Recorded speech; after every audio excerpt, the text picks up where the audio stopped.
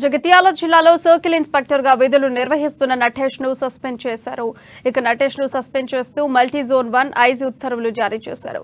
అవినీతి ఆరోపణలు ఎదుర్కొంటున్న నేపథ్యంలో సీఐపై వేటు పడింది. గతంలో Karimnagar one town police station లో విధులు నిర్వహిస్తున్న సమయంలో కూడా సీఐ నటేష్ పలు అవినీతి ఆరోపణలు ఎదుర్కొన్నారు.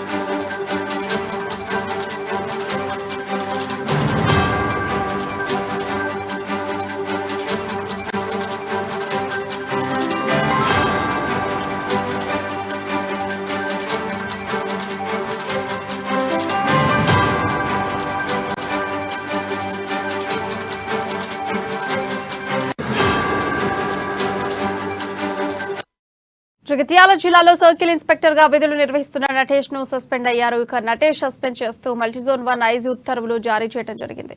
ఇక ఈ అంశానికి సంబంధించిన సమాచారం మా ప్రతినిధి శ్రీకాంత్ అందిస్తారు. శ్రీకాంత్, చెప్పండి, అప్డేట్స్ ఏంటి? Thank you Priya. ఏదైతే జగిత్యాల జిల్లా సంబంధించిన నటేష్ సిఐగా స్థానికంగా సిఐగా విధులు నిర్వహిస్తున్నారు. అయితే పలు ఆరోపణల నేపథ్యంలో కూడా ఈ రోజు ఆయనపై వేటు పడింది. గతంలో కూడా ఆయన కరీంనగర్ వన్ టౌన్ సిఐగా విధులు నిర్వహిస్తున్న తరుణంలో కూడా ఇలాంటి ఆరోపణలతో కూడా ఎదుర్కొన్న పరిస్థితి.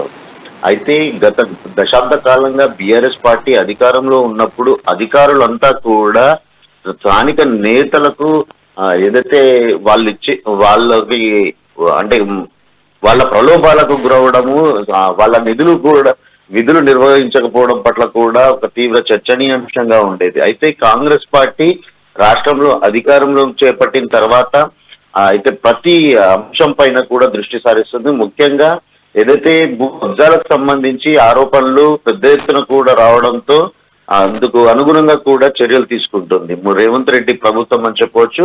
ఎంతటి వారైనప్పటికీ కూడా ఎవరిని వదలకుండా వేటు వేస్తుందని కూడా చెప్పవచ్చు. అయితే ఇటీవల కాలంలో కరీంనగర్ 2 టౌన్ పోలీస్ స్టేషన్ కి సంబంధించి సిఐ ఒక ఏదైతే మహిళకు సంబంధించిన ఆరోపణల నేపథ్యంలో ఎఫ్ఐఆర్ కూడా నమోదు చేయకుండా హైకోర్టు జోక్యంతో ఏదైతే హైకోర్టు చివాట్లు పెట్టిన విషయం తెలిసిందే. అయితే తాజాగా ఈ రోజు జగిత్యాల సిఐని సస్పెండ్ అవడంతో ఇప్పటికే అయితే గతంలో కూడా ఏదైతే బీఆర్ఎస్ పార్టీకి చెందిన కరీంనగర్ లో పెద్ద ఎత్తున ఆరోపణలు ఎదుర్కొంటున్న నేతలు, కార్పొరేటర్లు అంతా కూడా ఇప్పటికే దాదాపు కొంతమంది పదుల సంఖ్యలో కూడా అరెస్ట్ అవ్వడం కూడా చర్చనీయాంశంగా మారింది.